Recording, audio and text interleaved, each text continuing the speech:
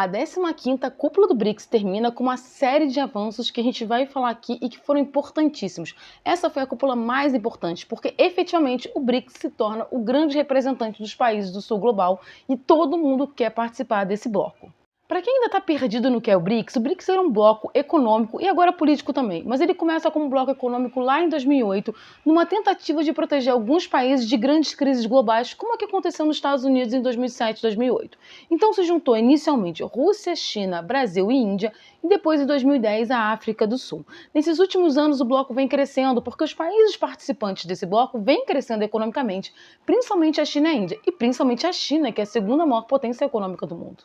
Paralelo a isso, a gente também vê um crescimento de todo o sul global. O sul global eram os antigos países que a gente chamava de em desenvolvimento e países subdesenvolvidos. O terceiro mundo, a gente não usa mais essa nomenclatura, a gente usa sul global, até porque esses países estão se desenvolvendo. São novas potências que vão aparecendo no mundo multipolar e aí eles têm o BRICS como carro-chefe. O BRICS seria tão importante que nessa cúpula mais de 20 países pediram para entrar no BRICS e 6 países tiveram a aprovação de entrada. Esses países foram Arábia Saudita, Egito, Emirados Árabes, Argentina e Etiópia. Etiópia foi a grande surpresa, tá? Tem várias questões aqui que são muito interessantes. A gente está falando de países que são potências regionais que entraram no BRICS, a gente está falando de países que são potências energéticas e países que eram inclusive inimigos históricos. A Arábia Saudita e o Irã, por exemplo, passaram mais de 10 anos sem se comunicar, totalmente rompidos diplomaticamente. E esse ano houve uma conferência na China, em Pequim especificamente, onde tanto a Arábia Saudita como o Irã sentaram, conversaram e reataram diplomaticamente. Inclusive, as embaixadas foram reabertas nesse país. E agora eles pertencem ao mesmo bloco econômico. Para vocês terem uma ideia, nessa nova conjuntura do BRICS, 46% da população mundial está atrelada ao BRICS e 36% do PIB mundial está no BRICS.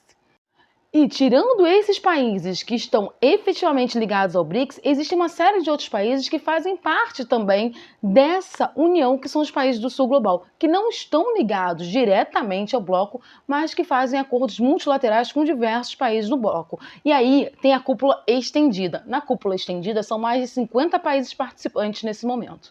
O que a gente está vendo na prática não é um surgimento, um crescimento de um bloco econômico, mas o crescimento de um bloco econômico-político que vai, de uma certa forma, competir de pé de igualdade com o que a gente chama de norte global, que são aqueles países que a gente já conhece do Ocidente político, G7, onde a fala dos países do BRICS vai ser ouvida no mesmo nível.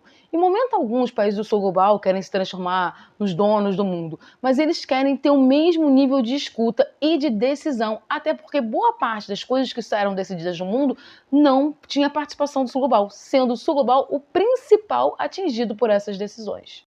E é importante ressaltar também que um dos pontos importantes, principais dessa cúpula foi a criação de uma moeda única para transações comerciais. Ninguém está falando de substituir moeda não, tá, gente? Ninguém está falando de abrir mão do real, abrir mão de nenhuma moeda não, mas de uma moeda específica para a transação comercial entre os países membros do BRICS, para ninguém ficar tão dependente do dólar economicamente.